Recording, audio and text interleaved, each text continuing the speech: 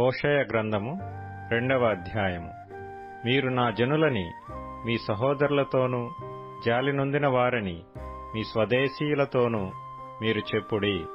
నేను దాని బట్టలను పెరికివేసి పుట్టిన నాటివలే దానిని దిగంబరురాలినిగా చేసి పాడుపెట్టి ఎండిపోయిన భూమి వలెను ఉంచి దప్పిచేత లయపరచకుండునట్లు మీ తల్లి పోకిరి చూపు చూడకయు దాని స్తనములకు పురుషులను చేర్చుకొనకయు నుండునట్లు మీరు ఆమెతో వాదించుడి. అది నాకు భార్య కాదు, నేను దానికి పెనిమిటిని కాను. దాని పిల్లలు జార సంతతియై ఉన్నారు. వారి తల్లి వేశ్యాత్వము చేసియున్నది. వారిని కన్నది అవమానకరమైన వ్యాపారము చేయున్నది గనుక వారి యందు నేను జాలిపడను. అది నాకు అన్నపానములను గొర్రెబొచ్చును జనుపనారయు తైలమును మద్యమును ఇచ్చిన నా విటకాండ్రను నేను వెంటాడుదుననుకొనుచున్నది. ముండ్ల కంచె దాని మార్గములకు అడ్డము వేయుదును. దాని మార్గములు దానికి కనబడకుండా గోడ కట్టుదును. అది తన విటకాండ్రను వెంటాడి వారిని ఎదుర్కొనలేకపోవును. ఎంత వెదికినను వారు దానికి కనబడక ఇందురు.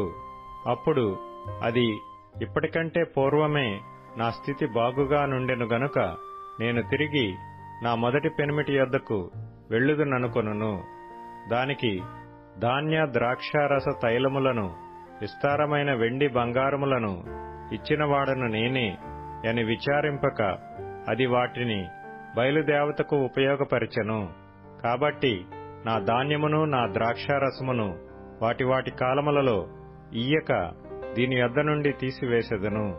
దాని మాన సంరక్షణార్థమైన నా గొర్రెబొచ్చును జనపనారయు దానికి దొరకకుండా నేను ఉంచుకొందును.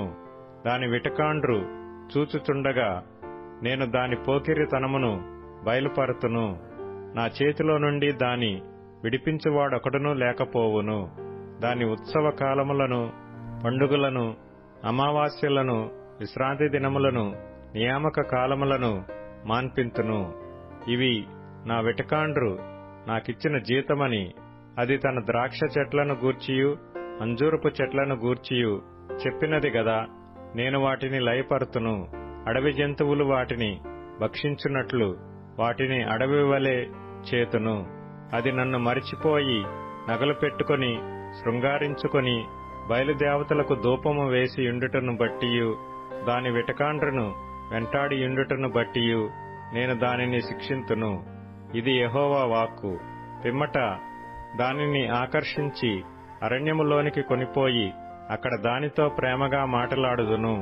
అక్కడ నుండి దానిని తోడుకొని వచ్చి దానికి ద్రాక్ష చెట్లనెత్తును. ఆకోరు శ్రమగల లోయను నిరీక్షణ ద్వారముగా చేసెదను. బాల్యమున ఐగుప్తు దేశములో నుండి అది వచ్చినప్పుడు నా మాట వినినట్లు అది ఇచ్చట నుండి నా మాట వినును. నీవు బయలు అని నన్ను పిలువక నా పురుషుడవు అని పిలుతువు. ఇదే యెహోవా వాక్కు. అది ఇక మీదట బయలుదేవతల పేళ్లను జ్ఞాపకమునకు తెచ్చుకొనకుండను అవి దాని నోట రాకుండను నేను చేసెదను. ఆ దినమున నేను నా జనుల పక్షముగా భూజంతువులతోనూ ఆకాశ పక్షులతోనూ నేలను ప్రాకు జంతువులతోనూ నిబంధన చేయుదును. విల్లును ఖడ్గమును యుద్ధమును దేశములో ఉండకుండా మాన్పించి వారిని నిర్భయముగా నివసింపచేయుదును.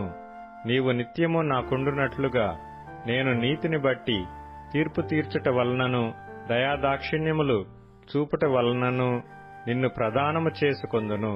నీవు యెహోవాను ఎరుగునట్లు నేను నమ్మకమును బట్టి నిన్ను ప్రదానము చేసుకొందును. ఆ దినమున నేను మనవి ఆలకింతును. ఆకాశపు మనవి నేను ఆలకింపగా అది భూమి యొక్క మనవి ఆలకించును. భూమి ధాన్య ద్రాక్షారస తైలముల మనవి ఆలకింపగా అవి యెజ్రెయేలు చేయు మనవి ఆలకించును. నేను దానిని భూమియందు నా కొరకై విత్తుదును. జాలి నొందని దానియందు నేను జాలి చేసుకొందును. నా జనము కాని వారితో మీరే నా జనమని నేను చెప్పగా వారు నీవే మా దేవుడవు అని అందురు. ఇదే యెహోవా వాక్కు.